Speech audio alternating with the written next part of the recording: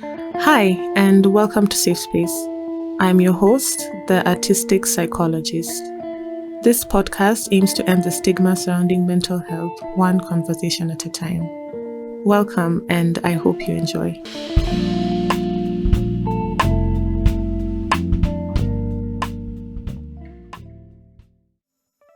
So today we have Jacinta on the show.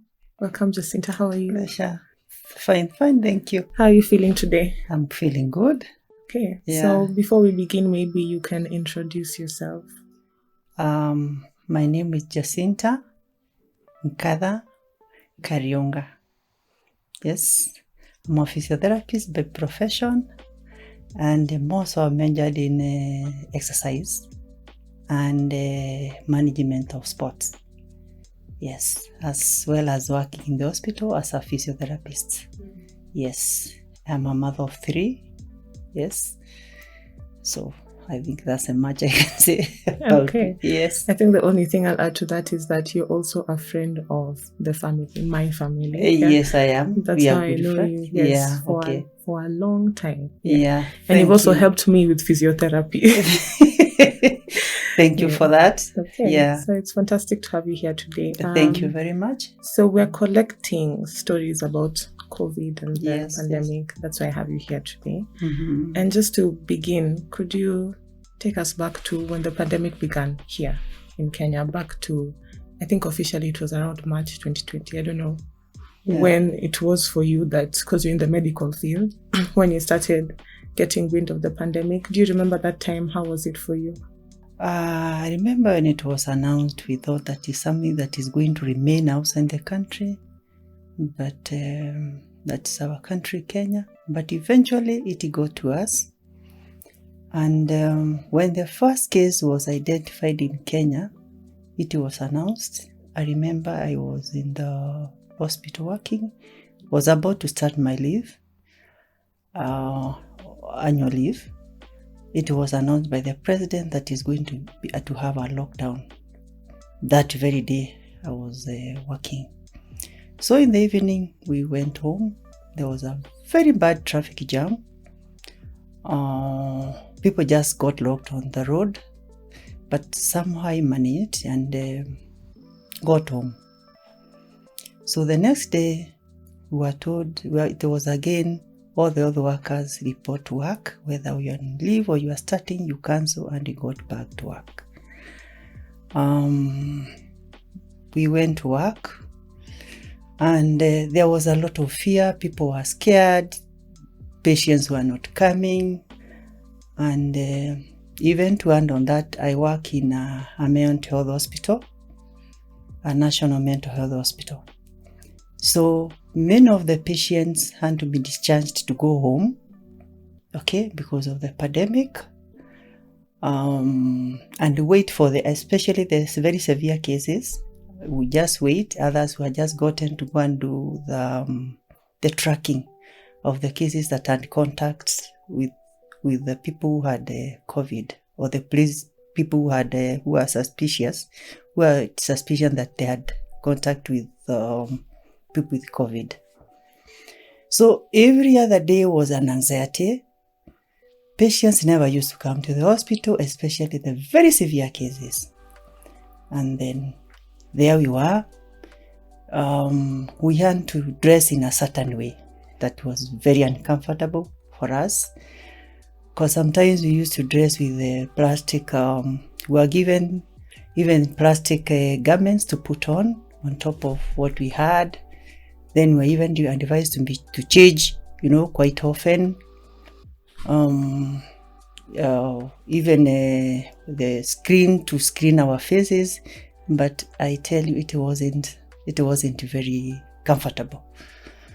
So I just continued, but being a physiotherapist, sometimes because of the nature of what it is, that there are clients that we need to see at home because of maintenance of their condition, or to rehabilitate, to do physical rehabilitation, or maybe just physiotherapy because of having been bedridden for a long time, and that one we do at home. So sometimes I would get home late, from work, despite very few very few clients in the hospital. So sometimes I drive home at night. That's around 10 p.m. And sometimes I would cover a kilometer, 40 kilometers. And with that distance, I will not find even a single car on the road. Nobody, even a sign of a dog on the road. I don't know where they had gone.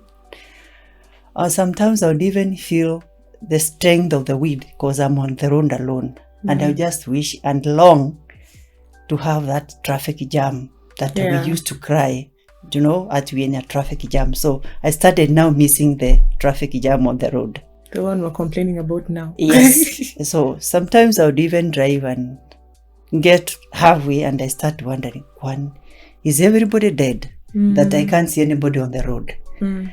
And then I would even imagine and just put it in my mind, and I thought that supposing everyone died, or I found everyone dead except me, just the way I'm driving on the road alone. And then I would also still answer myself. I was just talking to myself and I said, I think I would kill myself. I would not want to live in a world like this. What would I do? Is it want to, fuel my car and just move around? So I thought I just also kill myself. Yeah. So when I got home, I would also get in the house getting so frightened because I was wondering, could everybody be dead? Then I get home, I feel very scared. Then the night used to be so long. So long. It used to be like 48 hours. Anyway, because of now of the nature, I had to continue with that with that procedure, with that process of waking up in the morning, going to work. Then after 3 p.m. when we are supposed to break from the hospital, go to see the other clients who are in the hospital, who are not in the hospital, privately on my private capacity. That's where again now I would find some of the people who had been affected or they had been discharged from the hospital with now they are tested positive. They have been now put on home to wait for full recovery. From everything you said, first of all, I think it's a very interesting perspective what you've talked about driving by yourself at night, because for most of us, we were stuck at home and that's the only perspective we have. But now hearing somebody else talking about how you had to go to work, then at night you're driving by yourself when everybody is at home. I think that time the curfew was 7 initially. Yeah. And how scary that is. I never really thought about that. I think it's only once that I was out late at that time. And it's because I was sick. So we stayed in hospital for some time. Then we were going home maybe at 9 p.m. And the roads were very empty. And for a city that's very busy and full of life, and also people in Nairobi like going out, that's, that must have been really, really scary. So you've talked about the fact that you still had to work in hospital and you were still seeing patients at home, yeah? Yes. And you were dealing with the COVID patients firsthand. How did you balance your fear or anxiety, of dealing with this and still continuing to work, because you had to continue to work? How did you balance that out? From my training and what has come to be of me is we have to balance between being compassion and empathy. So as a health worker, I have to be empathy. I have to give that empathy to the client, that I have to put that strong face to them and reassure them under whatever circumstances that I should not put a fear to them because they are looking onto me to handle what they have. Same case even when I'm at home, even to the children, they are looking at me, Mom, what is happening? And being a health worker also, they are looking at me like I know so much. So it's like it will not get to me.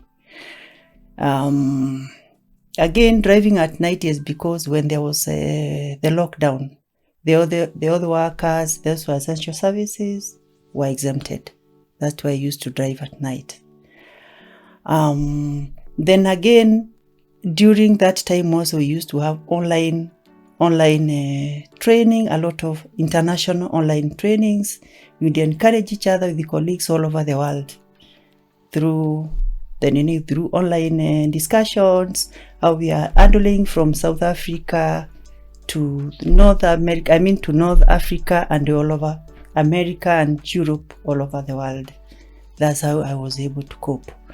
And even apart from the training, that I would be able to just balance that. Maybe I'm so stressed. How do I work it out? How do I work myself out so that I don't fall as I go to work? Another thing that put me very strongly is that my work is so physical. I do a lot of physical work, so that meant now when I'm active, I don't have to think of that condition that is behind me.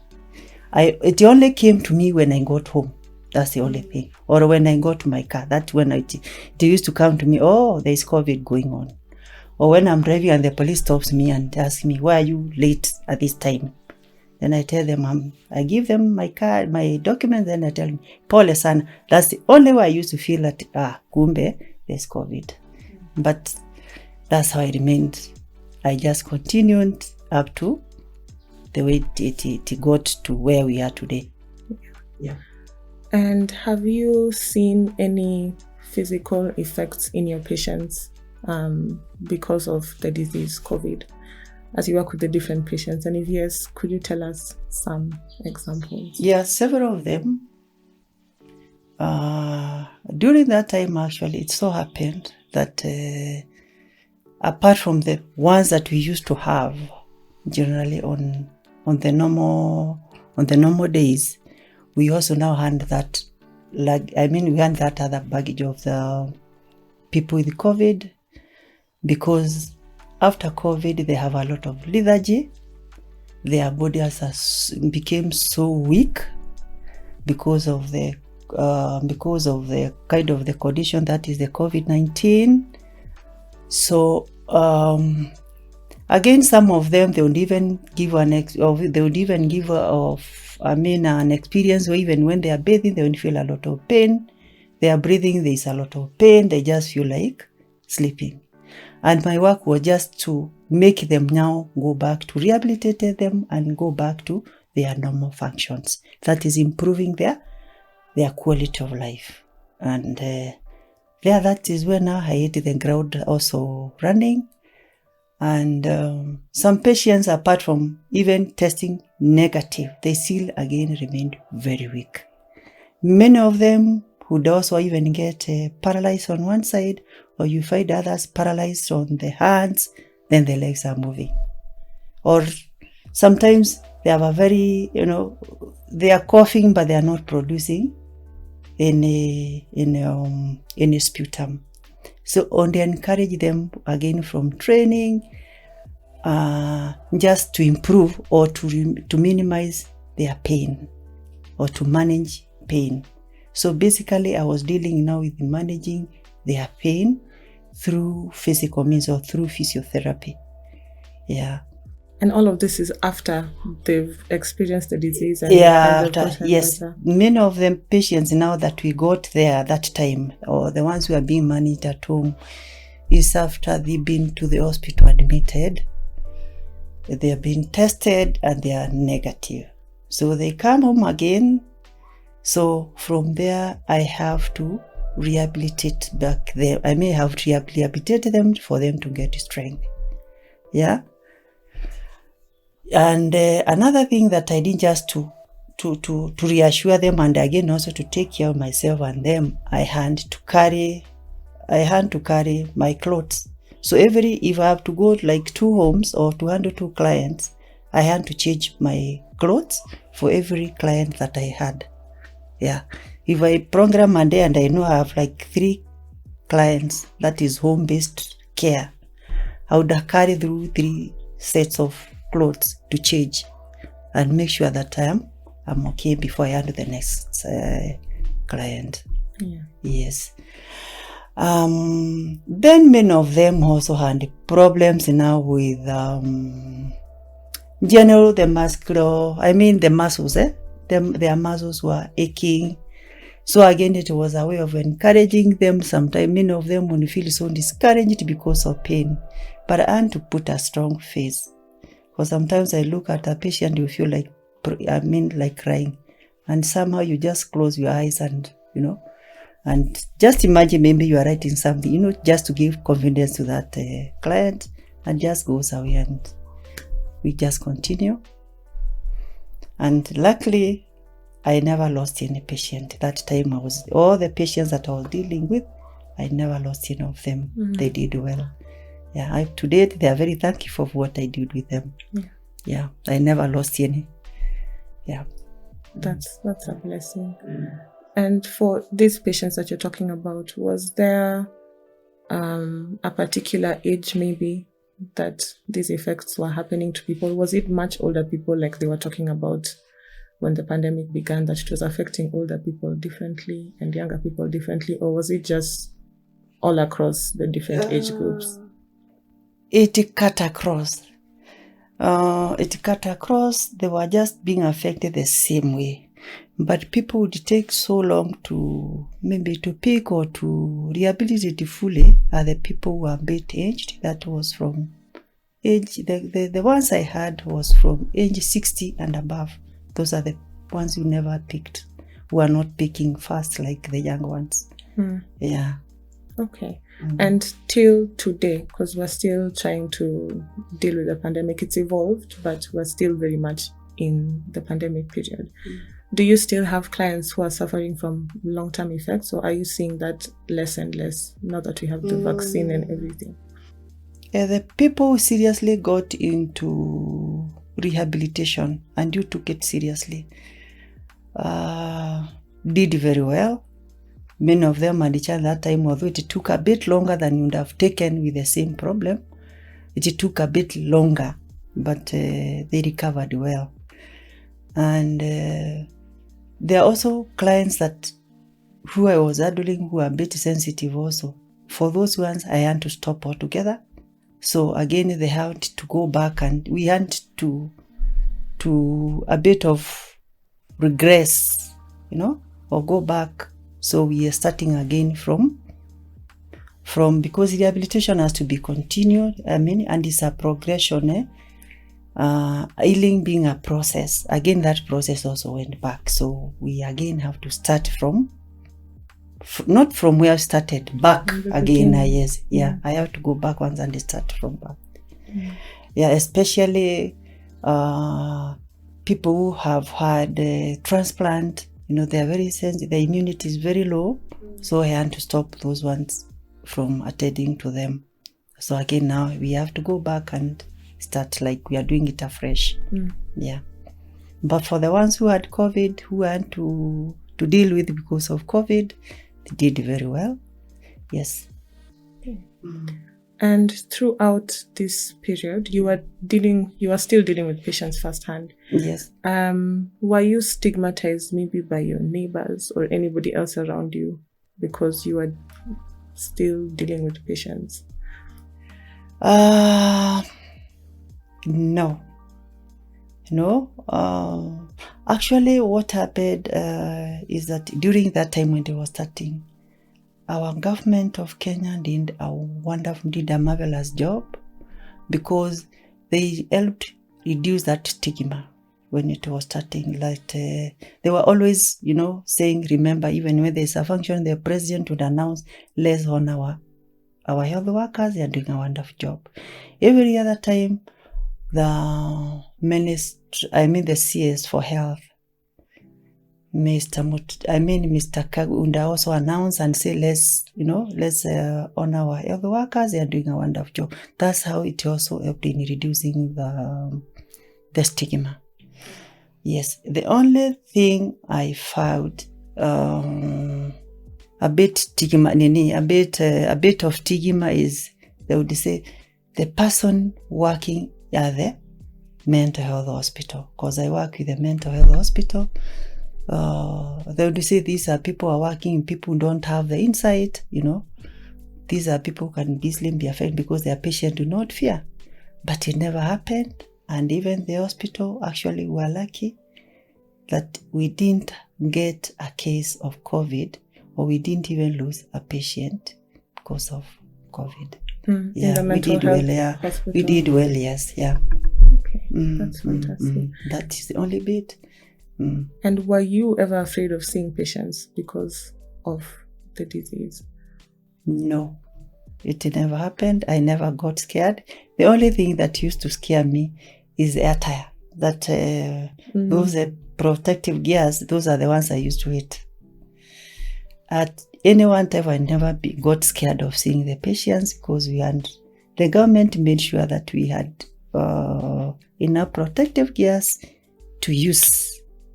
And then that sharing the international online learning with the other colleagues and sharing also made things get better. And there was also a lot of, even in our country, there was a lot of learning that we would sit and do online learning, new findings that have come. I never got to that extent that I got scared of. Yeah. Yeah. Okay.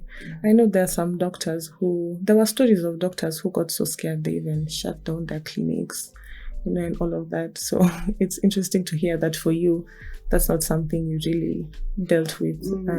Yes, such. Actually, even the hospital that I work in, there are the patients, really, the number of patients really went down. There were very, very few, except the ones who had cases that could not wait, like almost emergencies are the ones that used to go to hospital. There were very few clients that used to come to the hospital. But like dental, people would go to the dental clinics the patients who are also very sick are the ones who used to get to the clinics. That way many of them want to close because even the patients used to be scared of going to the hospital. Yeah. It scared everybody. Because even the clients would even call and ask, have you resumed, let me just remain at home because of COVID, it's getting everybody. So they never used to go because of COVID. There were very few. There were very, very few. Yeah. Okay. The unfortunate thing about that is that now there were other diseases that were killing people, I guess, apart from COVID. Yeah, sure. Because there was a lot, I think at the time even, there was a rise even in something like TB. Yes. Because people are not going to hospital to get treated. Even diabetes, hypertension, those other very chronic diseases, people stopped going to hospital because they are just scared. They were scared. I mean, it was scary. Yeah. And then the first week also people used public transport. It wasn't easy for them because even the matatus were not on the road. Yes. Yeah. Okay. Yeah. So during this whole period, I think all of us have experienced a lot of loss and grief. But as a medic, I think this may have been heightened for you due to dealing with patients firsthand. You mentioned that you didn't lose any of your patients, but did you see maybe your colleagues losing any of their patients? How was that for you? Okay, the first few days or the first week, it was anybody sick, there was suspicion that it was COVID-19. I lost somebody. The first person was acquaintance who was at my place of work where I used to work. That's and that week when he was in the hospital, because I had not seen him for some time, I was just called, so he couldn't pick. I called the second day, he couldn't pick. Kumbe is person who is in the hospital. So what happened? He just saw it in the media, social media, so and so is dead. I couldn't believe it. Up to now, it has never occurred to me that he went. It's like you come back again. I don't know when it will go because I still feel that he's just within. I don't know whether his soul is still, still hanging there. I believe. that's how it is. There is also, that's another case. I mean, that is a case that I felt so devastated. I feel so devastated. And up to now, that I've never accepted that it just went like that. Because he was a very jovial person. He's one person that would, he was smiling all the time, and had never even had him complain of any illness, any sickness. I'd never heard of him complain. Yes. So that's how it went with him.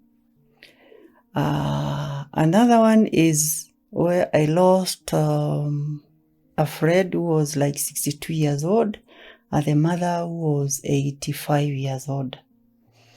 And when the vaccine started, it was, now they start with the old people, then come down with the young ones. So the mother to my friend is the one told now my friend that he should take her to hospital for the vaccine.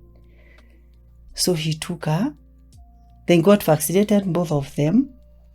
So as they went home, the mother was complaining of headache. So the next day, the headache had become very severe. The same friend of mine is the one who drove the mother to the hospital. She got admitted. She tested positive for COVID-19. When he went home now, the following day, he also started complaining. So the family decided not to take him to the hospital where the mother is. They took him to a different hospital, about 10 kilometers from where the mother was admitted. He also got admitted.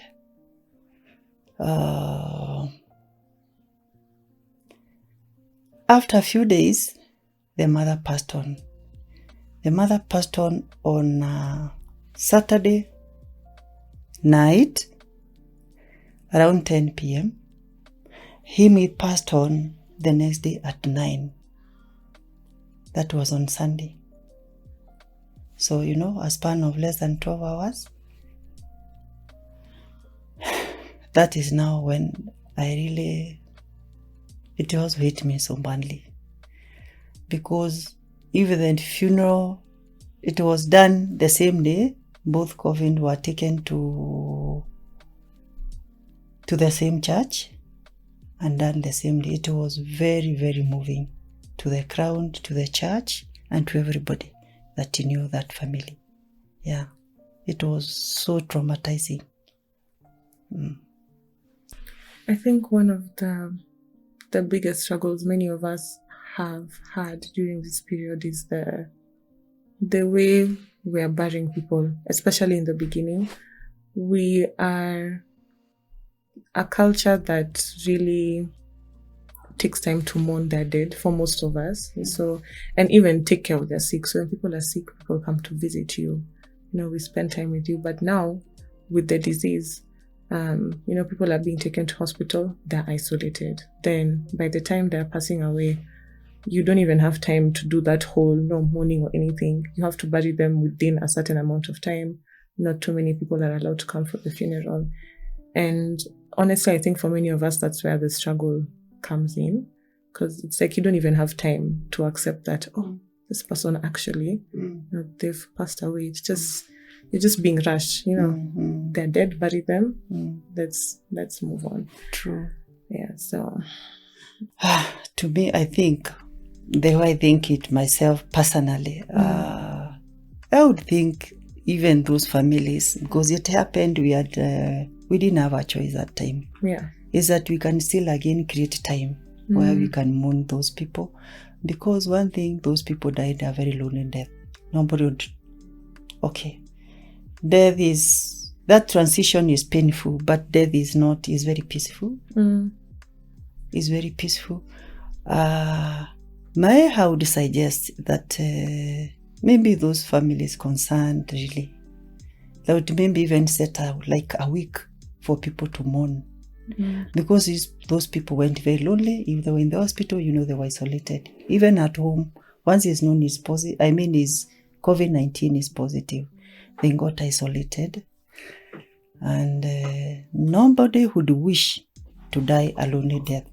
although anyway you go and leave other people, is that we just set even a week. Those family can set like a week or a few days so that people may get maybe to accept.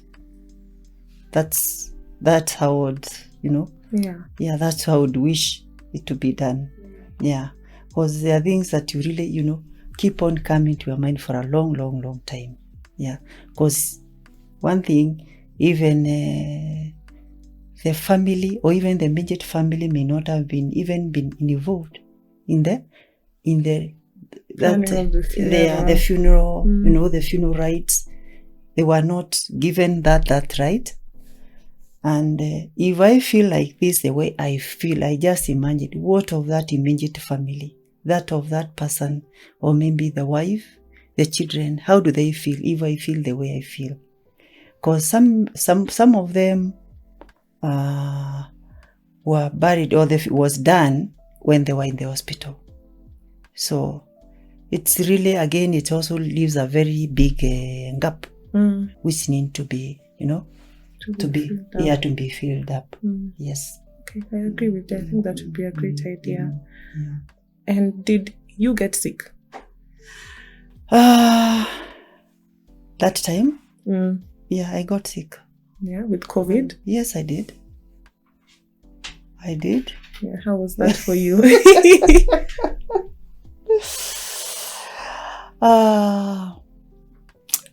It wasn't so bad, but I did. Yeah. I got it from my son. He went to school.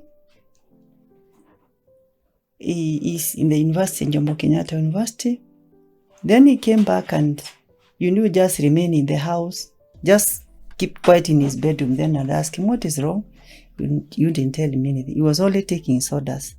That's Tony. It's Tony soda, you don't eat anything. And then I'd ask him, what is happening? No, I'm just feeling lazy. So I just assume Kweli is lazy.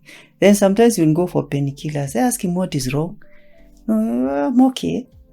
So sometimes now I tell him, Nini, what is happening? Then you'll aniambia too. I'm just feeling lazy. I'm just lazy. What is happening? You didn't tell me.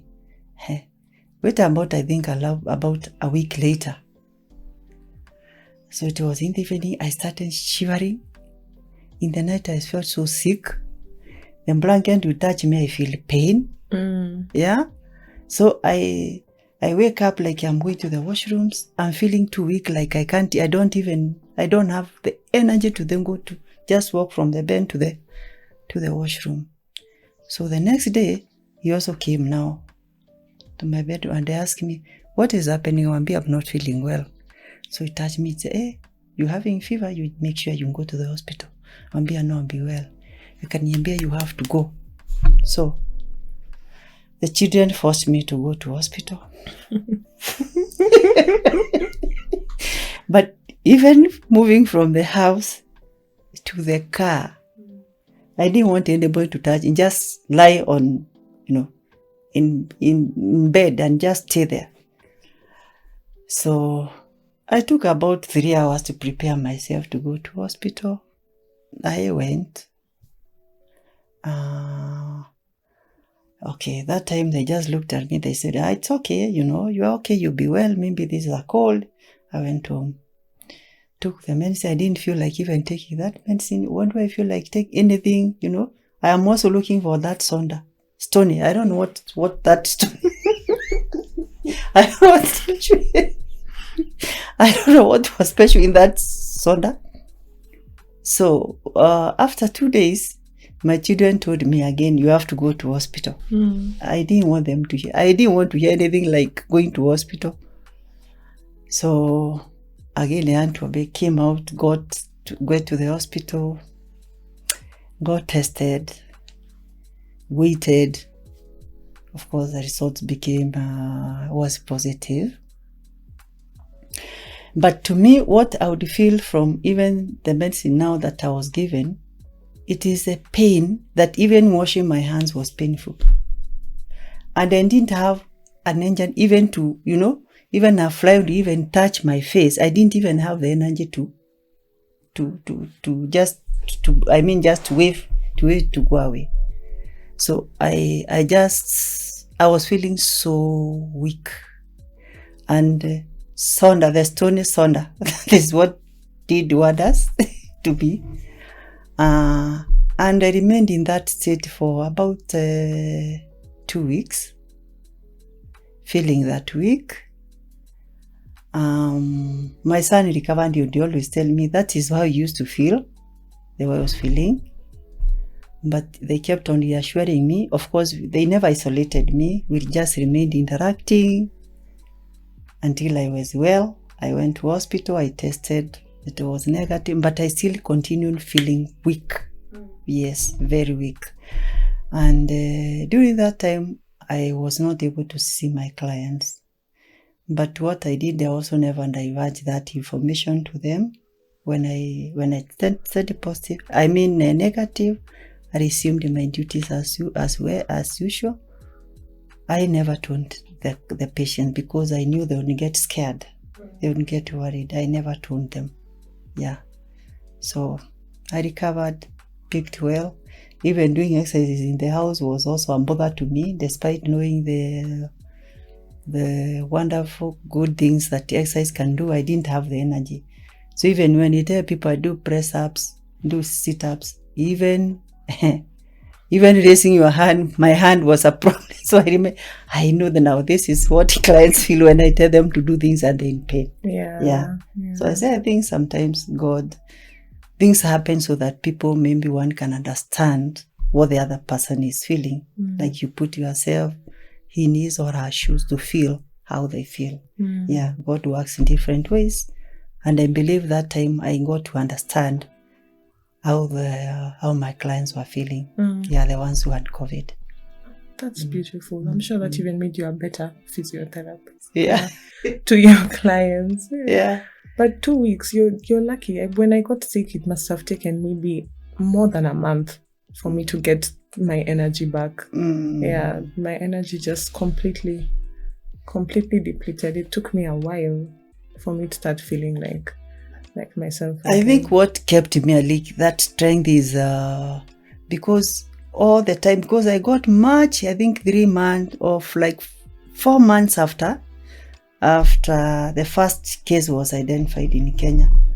During the time from the time we started, every day I used to wake up and get to my bike, and a cross trainer and do, 50 minutes to 1 hour. So when it got, I think the body was well prepared. I think that is why, I guess that's why. Lucky you. I know I'm also quite active, but I don't know why for me it will. I guess it's just different. Yeah, people. For different people. Bodies respond differently. Yeah, that's true. And I was also the ones for not tasting, not smelling.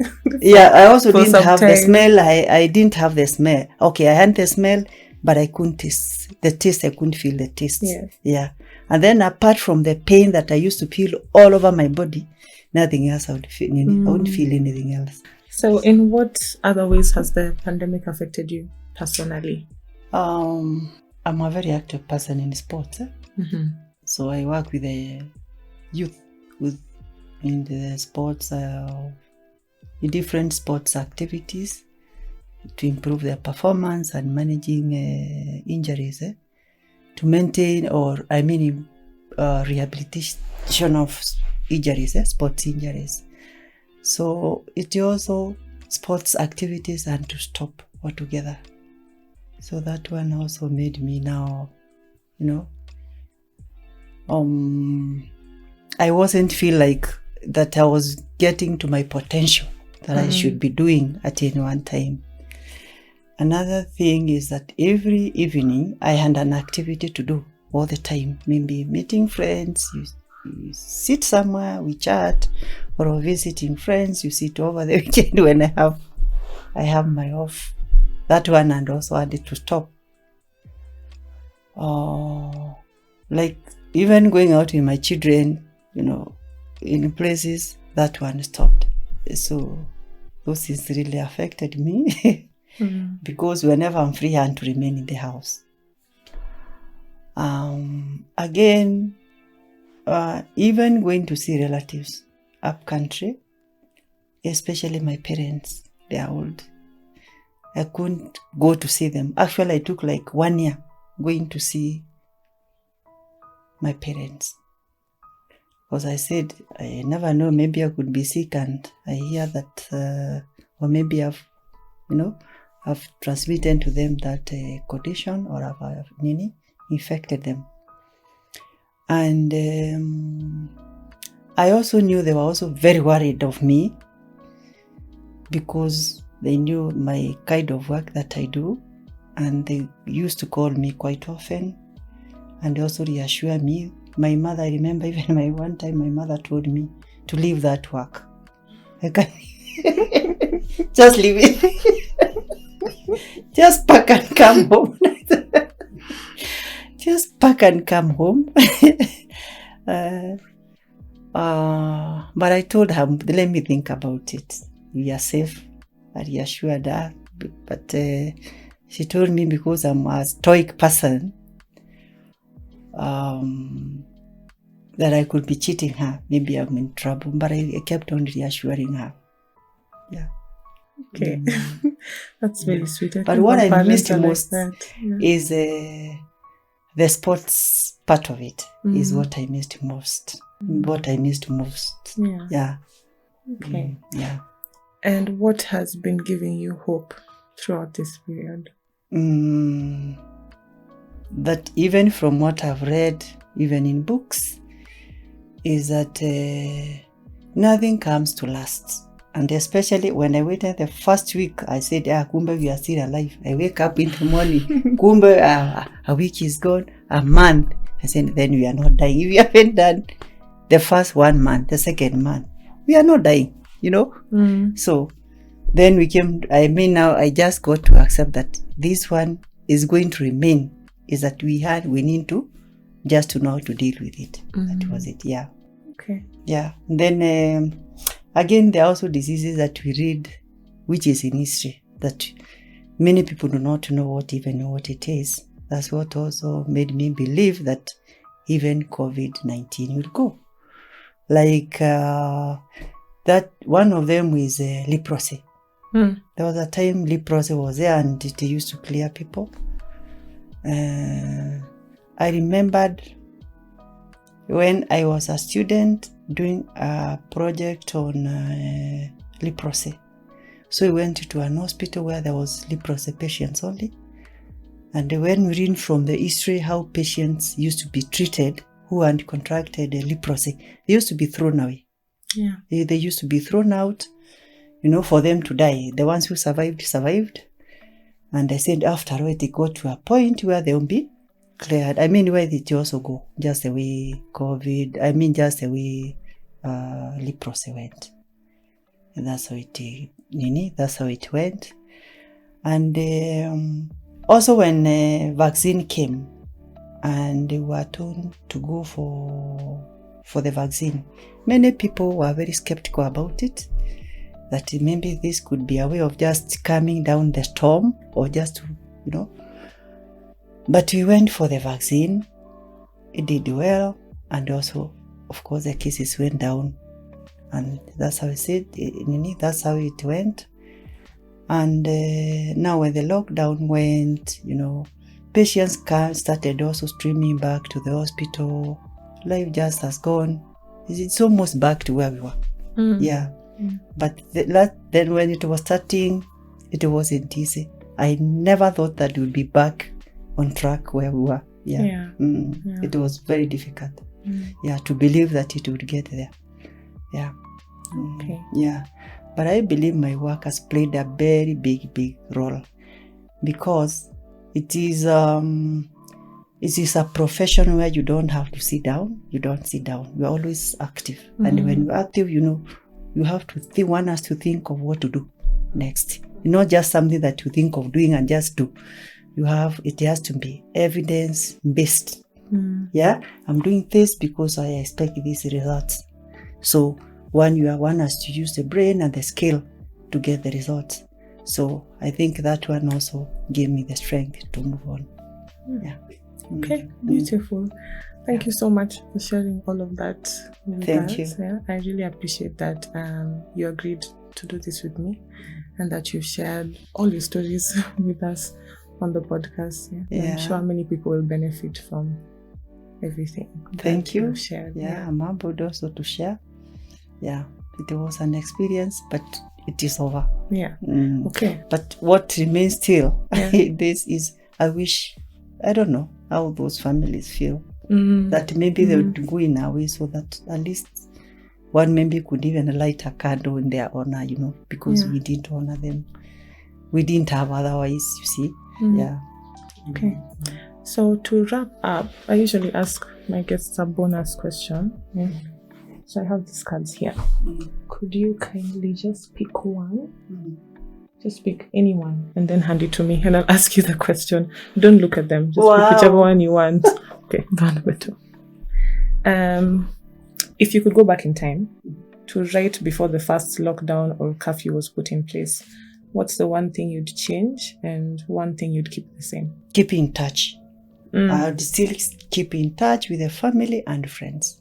That one I'll not drop at any one time. Okay. Yeah, that one I'll not keep. Okay. Yes. So yeah. Fantastic. That is it then. Thank you so much, Jacinta. Welcome. I really appreciate it. Thank you so much. Okay. Been a pleasure. Yeah.